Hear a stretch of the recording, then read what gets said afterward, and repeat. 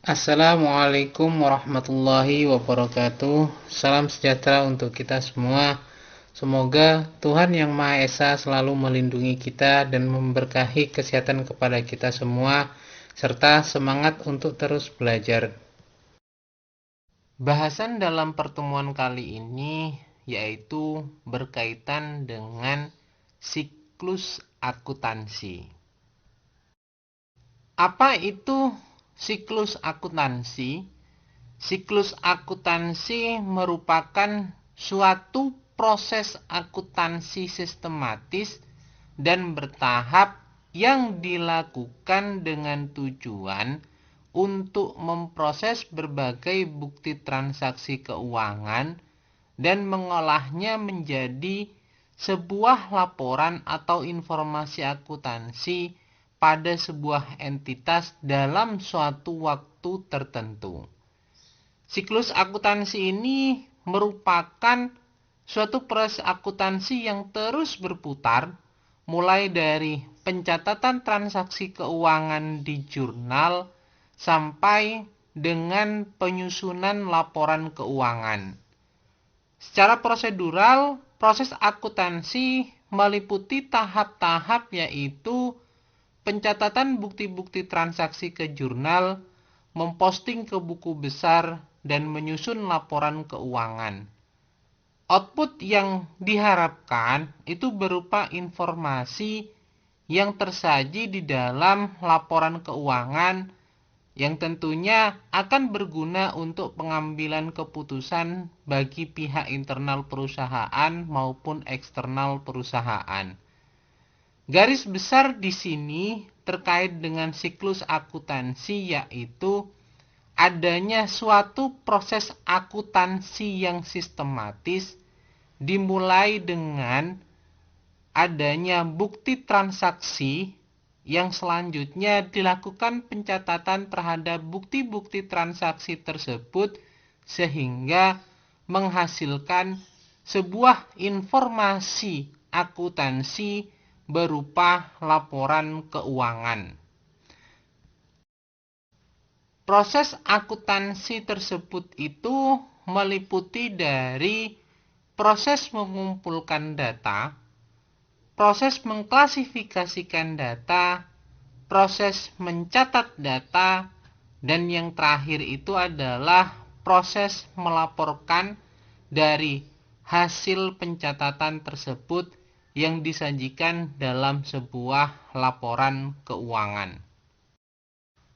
Bila kita melakukan pemetaan terhadap siklus akuntansi ini, maka dapat terlihat bahwa tahapan pertama dalam siklus akuntansi ini adalah harus ada bukti transaksi. Selanjutnya, dengan adanya bukti transaksi tersebut, kita dapat melakukan pengklasifikasian dan pencatatan melalui mekanisme penjurnalan dan juga melakukan pemetaan terhadap buku besar, baik buku besar pembantu utang, buku besar pembantu piutang, dan buku besar persediaan. Nah, dari jurnal tersebut selanjutnya kita lakukan yang namanya posting ke buku besar.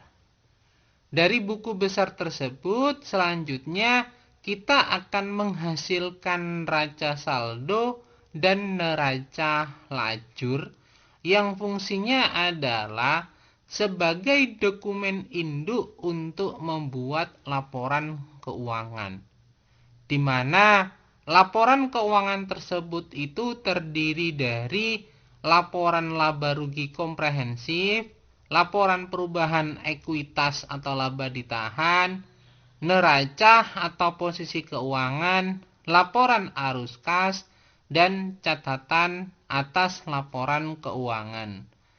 Itu siklus akuntansi yang terjadi secara terus-menerus, dimulai dari dengan adanya bukti transaksi yang selanjutnya dilakukan pengklasifikasian dan pencatatan melalui mekanisme penjurnalan dan posting ke buku besar, sehingga menghasilkan output sebuah laporan keuangan yang terdiri dari laporan laba rugi komprehensif, laporan perubahan ekuitas atau laba ditahan, neraca, laporan arus kas, dan catatan atas laporan keuangan.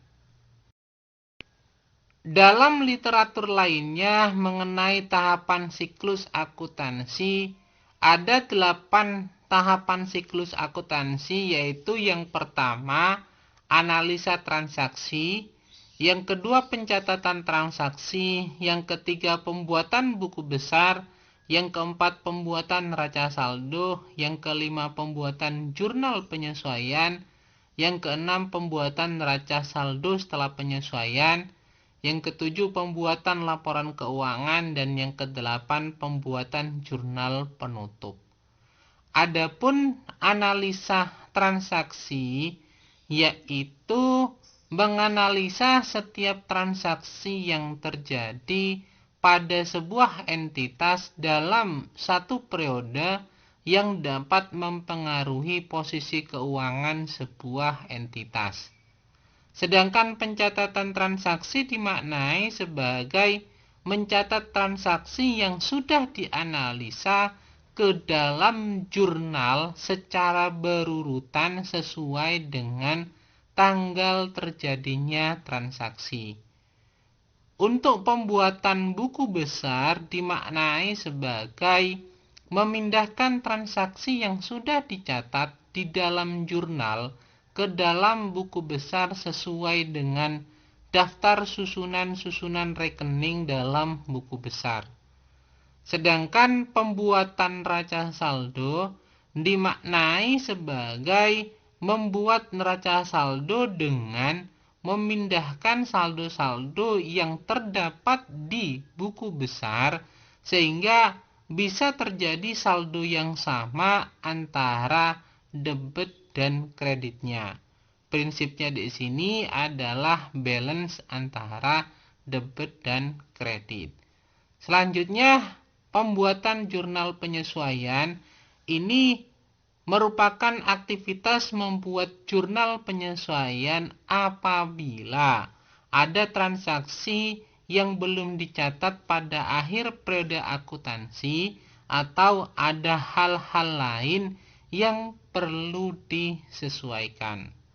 Tahapan berikutnya yaitu pembuatan neraca saldo setelah penyesuaian, yaitu membuat neraca saldo setelah penyesuaian dengan memasukkan seluruh saldo yang telah disesuaikan. Untuk pembuatan laporan keuangan merupakan aktivitas membuat laporan keuangan seperti laporan laba rugi komprehensif, laporan perubahan ekuitas atau laba ditahan, neraca, dan laporan arus kas sesuai dengan data pada neraca saldo setelah penyesuaian. Yang terakhir yaitu berkaitan dengan pembuatan jurnal penutup, membuat jurnal penutup yang berfungsi untuk menutup akun nominal seperti pendapatan, beban, dan dividen menjadi nol. Sebagaimana kita ketahui bahwa akun nominal itu hanya terjadi pada satu periode tertentu saja. Pada satu periode itu saja. Dan yang masuk dalam akun nominal ini yaitu akun pendapatan, akun harga pokok penjualan, akun beban, dan akun dividen. Sehingga harus dinolkan terlebih dahulu. Literatur yang lain menyebutkan bahwa ada 9 tahapan dalam siklus akuntansi, yaitu dimulai dari tahap pertama adalah mengumpulkan bukti transaksi, selanjutnya tahap kedua mencatat transaksi, dan tahap yang ketiga adalah memindahkan catatan ke buku besar, dan selanjutnya tahap keempat adalah menyusun neraca percobaan, dan yang kelima tahapannya adalah membuat penyesuaian, Tahapan yang keenam, neraca percobaan setelah penyesuaian. Dan yang ketujuh, melakukan penyusunan laporan keuangan. Yang kedelapan, melakukan penutupan buku dengan jurnal penutup. Dan yang kesembilan adalah membuat penyesuaian pasca dilakukannya jurnal penutup. Itu literatur lainnya yang berkaitan dengan tahapan dalam siklus akuntansi. Sedangkan dalam literatur yang lain juga dalam tahapan siklus akuntansi ada 11 tahapan yang dimulai dari pengidentifikasian dan pengukuran transaksi serta kejadian lainnya, dan yang dilanjutkan dengan melakukan jurnalisasi baik melalui jurnal umum, jurnal penerimaan kas, jurnal pengeluaran kas, jurnal pembelian, jurnal penjualan, dan jurnal khusus lainnya. Yang selanjutnya dilakukan pemindahan bukuan ke buku besar umum dan buku besar pembantu. Dari buku besar dan buku besar pembantu tersebut, maka selanjutnya dilakukan yang namanya pembuatan neraca saldo. Pembuatan neraca saldo ini akan membuat yang namanya neraca lajur, tapi ini merupakan aktivitas opsional untuk membuat yang namanya laporan keuangan. Dari neraca saldo tersebut dilakukan penyesuaian terkait dengan pengakuan secara akrual, di mana pembayaran di muka yang berkaitan dengan item-item yang perlu diestimasi yang menjadi beban pada periode tersebut, sehingga selanjutnya menghasilkan yang namanya neraca saldo yang disesuaikan. Neraca saldo yang disesuaikan inilah, atau melalui mekanisme neraca saldo, neraca lajur, maka dibuatlah yang namanya laporan keuangan, di mana laporan keuangan tersebut itu terdiri dari laporan laba rugi, laporan perubahan ekuitas atau laba ditahan, neraca, laporan arus kas, serta catatan atas laporan keuangan.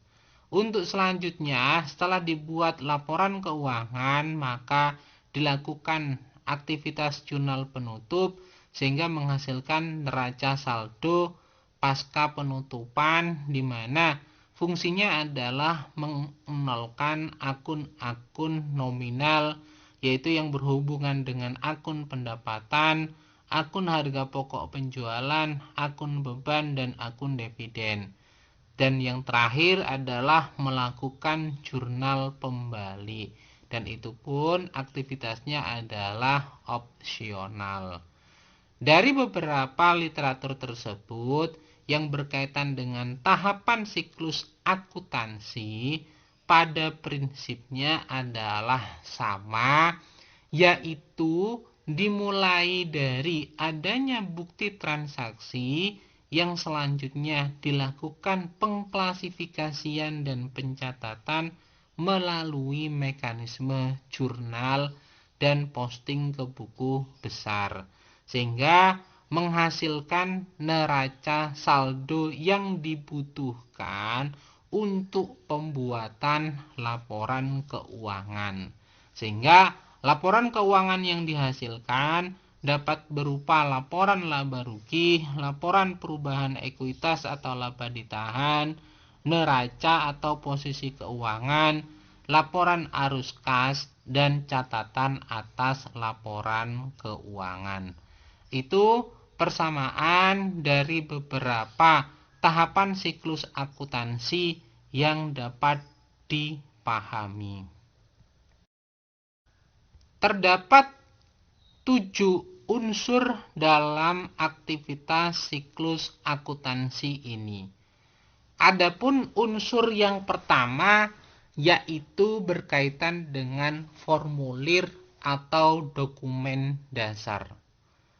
Formulir ini merupakan dokumen dasar yang digunakan untuk mencatat atau merekam kejadian transaksi, di mana di dalam formulir terdapat data transaksi yang dapat dijadikan dasar dalam pencatatan.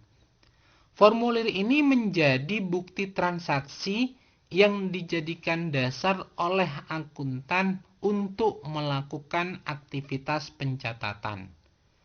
Contoh dari formulir atau dokumen dasar yaitu seperti bukti kas masuk, bukti kas keluar, faktur, kwitansi, nota penjualan, nota pembelian, invoice, sales order, dan lain sebagainya yang dapat dijadikan dasar dalam melakukan pencatatan terhadap transaksi yang dimunculkan dalam formulir tersebut. Beberapa contoh bentuk formulir sebagaimana yang terlihat dalam penyajian tersebut yaitu adanya bukti penerimaan kas, bukti kas keluar, invoice, di mana formulir tersebut ini dijadikan dasar dalam pencatatan akuntansi. Contoh lainnya yang berkaitan dengan bentuk formulir yaitu kwitansi penerimaan, faktur, faktur tagihan, di mana semua aktivitas keuangan tercantum di data tersebut dalam formulir yang ada sehingga dapat dilakukan pencatatan, pengklasifikasian, dan penjurnalan terhadap aktivitas tersebut. Contoh lainnya ada kwitansi, ada nota debit, ada nota, ada kwitansi pembayaran, yang semua informasi tersebut itu sekali lagi dapat dijadikan dasar dalam pencatatan akuntansi sehingga dapat melakukan pengklasifikasian dan penjurnalan terhadap bukti transaksi tersebut. Unsur siklus akuntansi yang berikutnya yang kedua yaitu rekening atau istilah lainnya perkiraan atau istilah lainnya adalah akun atau kadang kita mengenalnya dengan COA. Merupakan suatu kelas informasi di dalam suatu sistem akuntansi atau suatu media yang digunakan untuk mencatat transaksi-transaksi keuangan atau informasi sumber daya yang dimiliki perusahaan dan informasi lainnya berdasarkan jenisnya.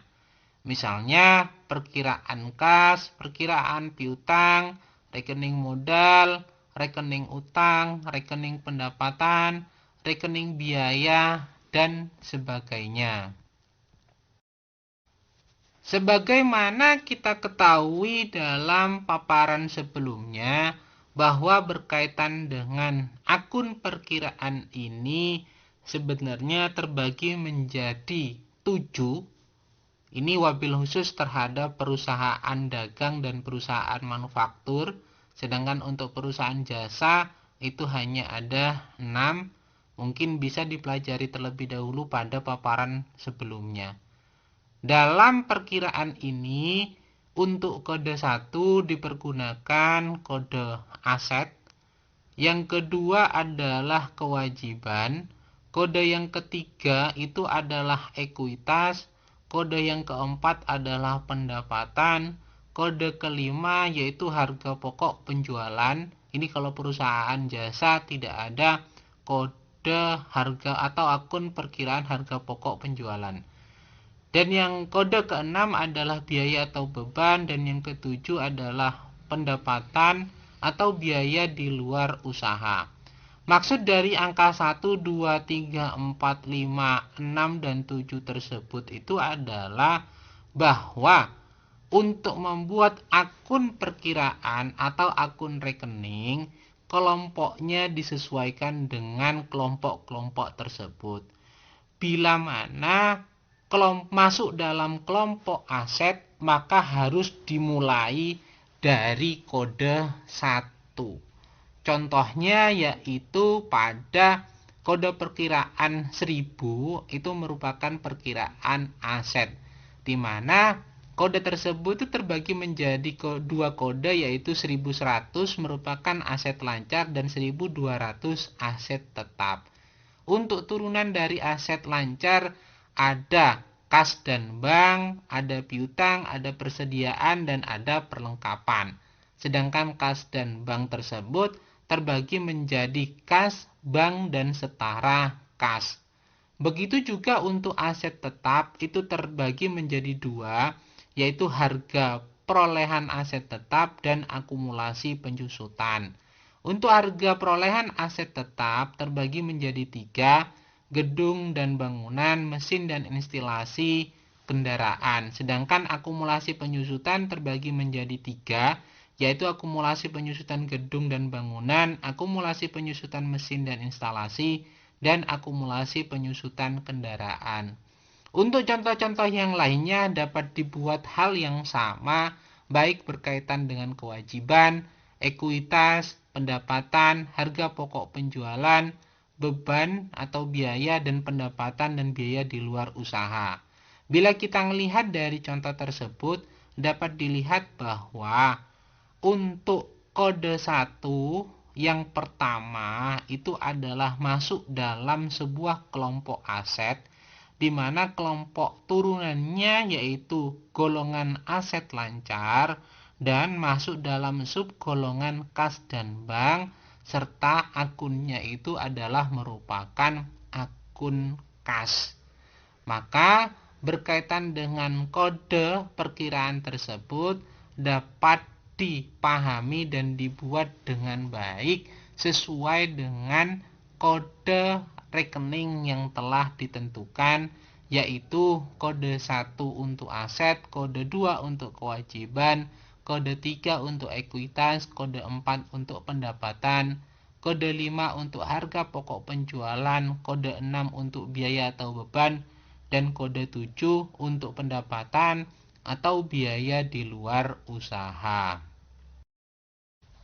Unsur siklus akuntansi yang berikutnya, yang ketiga, yaitu jurnal, di mana jurnal ini dimaknai sebagai aktivitas untuk meringkas dan mencatat transaksi perusahaan berdasarkan dokumen dasar, di mana tempat untuk mencatat dan meringkas transaksi tersebut itu disebut dengan buku jurnal.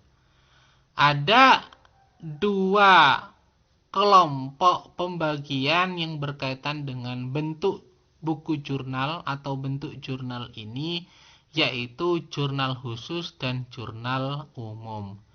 Jurnal khusus itu terdiri dari biasanya jurnal penerimaan kas, jurnal pengeluaran kas, jurnal pembelian, dan jurnal penjualan. Berkaitan dengan penjelasan dari bentuk jurnal tersebut, yaitu jurnal penerimaan kas merupakan jurnal yang disediakan khusus untuk mencatat transaksi penerimaan kas. Aktivitas penerimaan kas ini dapat dari mana saja, baik dari penjualan, penerimaan tagihan piutang, atau pinjaman dari perbankan atau pihak yang lainnya. Sedangkan jurnal berikutnya yaitu jurnal pengeluaran kas, merupakan jurnal yang khusus disediakan untuk mencatat segala jenis pengeluaran, bagaimanapun aktivitas dari pengeluaran kas tersebut itu biasanya berkaitan dengan operasional perusahaan. Dan yang berikutnya adalah jurnal pembelian, yaitu jurnal yang digunakan untuk mencatat pembelian secara kredit. Pembelian secara tunai biasanya masuk ke dalam jurnal pengeluaran kas. Sekali lagi, yang berkaitan dengan jurnal pembelian ini adalah aktivitas pembelian yang dilakukan secara kredit. Sedangkan kalau dilakukan secara tunai, maka masuk ke dalam jurnal pengeluaran kas. Jurnal berikutnya yaitu jurnal penjualan, merupakan jurnal yang disediakan khusus untuk mencatat transaksi penjualan secara kredit. Untuk penjualan tunai dimasukkan ke dalam jurnal penerimaan kas. Ingat sekali lagi bahwa yang berkaitan dengan jurnal penjualan ini adalah aktivitas penjualan yang dilakukan secara kredit. Kalau penjualannya dilakukan secara tunai, maka masuk ke dalam kelompok jurnal penerimaan kas. Yang terakhir berkaitan dengan jurnal umum yang disediakan khusus untuk mencatat penyesuaian pembukuan, koreksi transaksi, dan hal lainnya yang tidak dapat dicatat dalam jurnal khusus. Itu 5 bentuk jurnal, yaitu jurnal penerimaan kas, jurnal pengeluaran kas, jurnal pembelian, jurnal penjualan, dan jurnal umum. Berikut ini adalah salah satu contoh bentuk dari jurnal khusus penerimaan kas dan jurnal khusus pengeluaran kas, di mana dalam aktivitas penerimaan kas itu adalah segala bentuk aktivitas yang berkaitan dengan penerimaan kas, baik berkaitan dengan pembayaran piutang, penjualan tunai, atau aktivitas yang lainnya. Sedangkan untuk pengeluaran kas biasanya berkaitan dengan pembayaran utang, pembelian, dan transaksi lainnya yang berhubungan dengan operasional perusahaan. Ingat, dalam pengeluaran kas ini pembelian yang dimaksud itu adalah pembelian tunai. Begitu juga dengan aktivitas dalam jurnal khusus penerimaan kas, khusus untuk penjualan, merupakan aktivitas penjualan tunai. Berikutnya ini adalah contoh jurnal khusus pembelian dan jurnal khusus penjualan, di mana aktivitas dalam dua jurnal tersebut itu berkaitan dengan aktivitas kredit, baik pembelian kredit ataupun penjualan kredit. Selanjutnya yang berkaitan dengan bentuk jurnal selanjutnya yaitu jurnal umum. Jurnal umum ini biasanya dipergunakan ketika tidak dapat masuk dalam kategori jurnal penerimaan kas, jurnal pengeluaran kas, jurnal pembelian, dan jurnal penjualan, di mana 4 bentuk jurnal tersebut itu merupakan jurnal khusus. Sehingga ketika tidak masuk dalam kategori jurnal khusus, dimasukkan ke dalam jurnal umum. Namun, dalam aktivitas operasional perusahaan, ada beberapa dan kebanyakan tidak menggunakan jurnal khusus. Sehingga semua aktivitas pencatatan dan penjurnalannya menggunakan jurnal umum. Unsur siklus akuntansi yang berikutnya yaitu posting.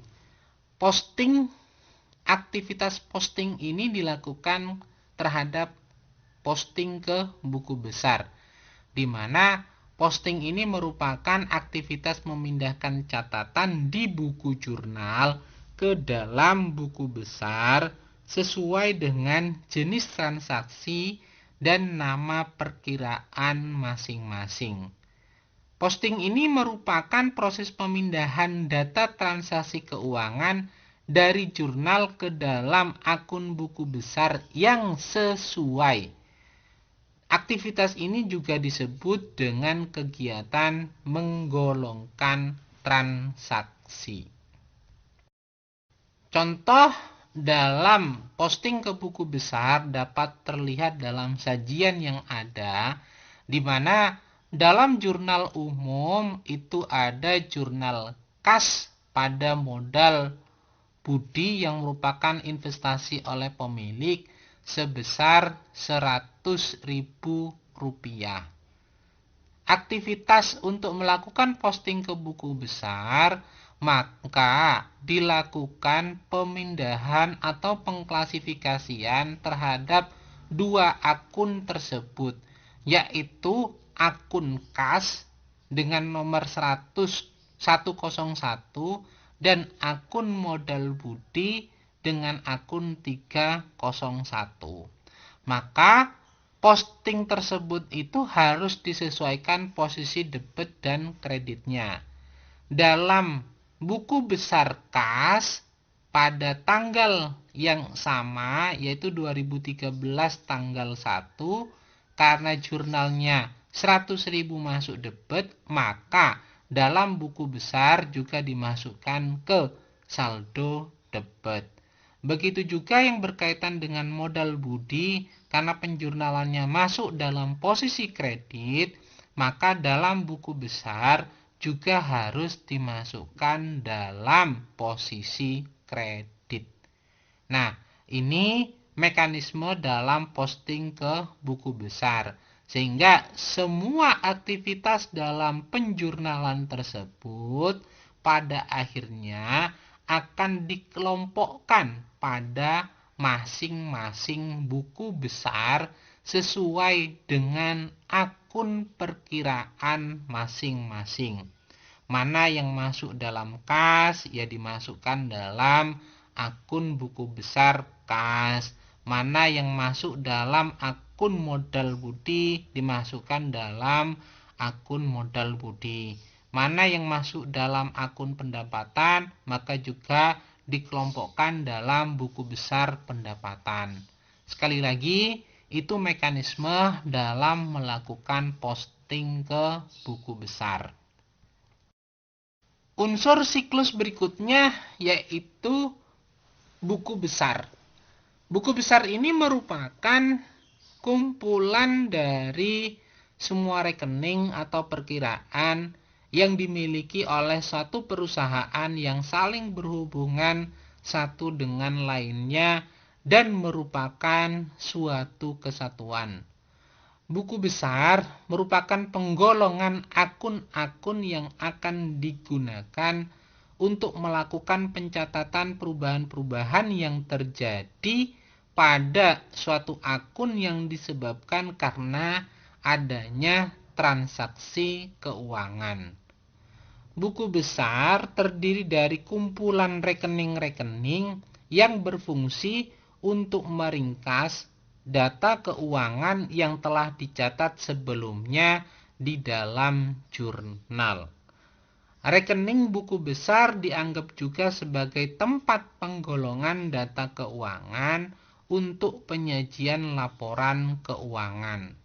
Sehingga ketika kita mengetahui aktivitas dari posting ke buku besar, maka kita dapat mengetahui bahwa buku besar ini merupakan penggolongan akun-akun yang digunakan untuk mencatat segala bentuk transaksi keuangan dalam jurnal, sehingga dapat dilakukan pengelompokan sesuai dengan akun rekening masing-masing. Mengenai buku besar, ada beberapa bentuk yang dapat diketahui. Yang pertama adalah bentuk T, di mana dalam bentuk T ini hanya dilakukan pengelompokan menjadi kelompok debit dan kelompok kredit, dan tetap harus mencantumkan nama akun dan nomor akunnya. Bentuk T ini dapat terlihat dalam sajian pada PPT ini. Bentuk buku besar selanjutnya yaitu bentuk skontro atau dua kolom, di mana aktivitas dari bentuk buku besar ini adalah ada tanggal, keterangan, referensi, debit, dan dalam posisi kanan juga ada informasi yang sama tapi berkaitan dengan kredit. Nama akun dan nomor akun juga harus tercantum dalam buku besar. Bentuk buku besar selanjutnya yaitu bentuk stafel berkolom saldo tunggal atau kita kenal dengan buku besar 3 kolom, di mana ada keterangan debit, kredit, dan posisi saldo yang merupakan saldo tunggal, sehingga akan diketahui mana posisi debit dan posisi kreditnya dengan mengidentifikasikan pada kolom debit dan kredit. Ingat, dalam buku besar, nama akun dan nomor akun tetap harus tersedia. Bentuk buku besar yang terakhir yaitu bentuk stafel berkolom saldo rangkap atau dikenal dengan buku besar 4 kolom, di mana informasi yang tertera dalam buku besar tersebut itu ada keterangan referensi debit kredit dan saldonya dipecah menjadi saldo debit dan kredit sesuai dengan besaran pada masing-masing aktivitas perubahan dalam saldo tersebut. Ingat sekali lagi, dalam buku besar tetap harus mencantumkan nama akun dan nomor akun untuk melakukan pengklasifikasian pada masing-masing transaksi tersebut. Unsur siklus akuntansi yang berikutnya, yang keenam, yaitu buku pembantu, merupakan buku besar khusus yang digunakan untuk mencatat akun tertentu serta perubahan-perubahannya secara lebih rinci. Jadi, catatan yang ada di dalam buku besar pembantu merupakan rincian dari salah satu buku besar. Biasanya yang dipergunakan itu adalah rincian hutang atau disebut sebagai buku pembantu utang usaha, rincian piutang atau yang disebut sebagai buku pembantu piutang usaha, serta rincian persediaan yang biasanya disebut sebagai buku pembantu persediaan barang dagangan. Ada 3 macam buku besar pembantu sebagaimana yang tadi telah disampaikan, yaitu buku besar pembantu untuk akun utang dagang atau utang usaha yang digunakan untuk memerinci utang perusahaan menurut nama-nama dari krediturnya masing-masing. Sedangkan untuk buku besar pembantu akun piutang usaha atau piutang dagang digunakan untuk memerinci piutang perusahaan menurut nama-nama debiturnya. Dan yang terakhir yaitu buku besar pembantu akun persediaan barang dagangan yang digunakan untuk mencatat rincian persediaan barang dagangan menurut nama-nama jenisnya. Ada 2 bentuk dalam penyajian buku besar pembantu, yaitu bentuk akun atau perkiraan dan bentuk bersaldo. Untuk bentuk akun atau perkiraan itu aktivitasnya dibagi menjadi posisi debit dan posisi kredit. Untuk posisi yang sebelah kiri adalah jumlah debitnya dan yang kanan adalah posisi jumlah kreditnya. Sedangkan untuk bentuk bersaldo terpecah menjadi kolom debit, kolom kredit, dan kolom saldo. Kolom saldo ini juga dapat dipecah menjadi 2 kolom, kolom debit dan kolom kredit tergantung dari kebutuhan masing-masing perusahaan dalam membuat buku besar pembantu. Unsur siklus akuntansi yang terakhir yaitu laporan keuangan, merupakan laporan akhir dari proses akuntansi. Apa saja yang masuk dalam laporan keuangan ini? Yaitu laporan laba rugi komprehensif, laporan perubahan ekuitas atau laba ditahan, neraca atau posisi keuangan, laporan arus kas, dan catatan atas laporan keuangan. Laporan laba rugi komprehensif menyajikan laporan laba rugi bersih dari sebuah usaha selama periode tertentu. Dalam laporan ini disajikan pendapatan yang dihasilkan dan biaya yang terjadi selama periode tertentu. Sedangkan laporan perubahan ekuitas merupakan aktivitas merangkum perubahan atau penyesuaian ekuitas selama periode tertentu, biasanya sama dengan periode laporan laba rugi. Pada laporan ini disajikan perubahan pada modal dan laba ditahan. Untuk neraca merupakan laporan yang menyediakan informasi tentang posisi keuangan sebuah entitas pada titik waktu tertentu. Dan laporan posisi keuangan ini disajikan berupa aset, liabilitas, dan ekuitas dari sebuah entitas bisnis tersebut. Untuk laporan arus kas merupakan aktivitas atau laporan yang menunjukkan jumlah uang yang masuk maupun yang keluar dari perusahaan selama periode tertentu.